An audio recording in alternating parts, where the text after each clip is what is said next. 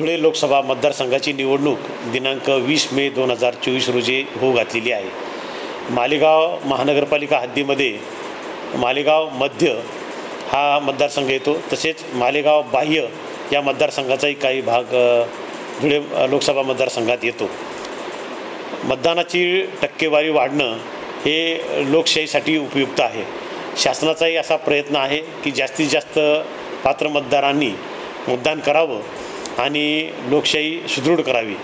त्या अनुषंगानं मी मालेगाव शहरातील सर्व नागरिकांना मतदारांना विनंती करतो की दिनांक 20 मे 2024 रोजी होऊ घातलेल्या धुळे लोकसभा मतदारसंघाच्या निवडणुकीसाठी सर्वांनी मतदान करावं आणि देशाची लोकशाही सुदृढ करण्यासाठी हातभार लावावा आणि जेणेकरून लोकशाहीचा उपयोग नागरिकांसाठी होईल।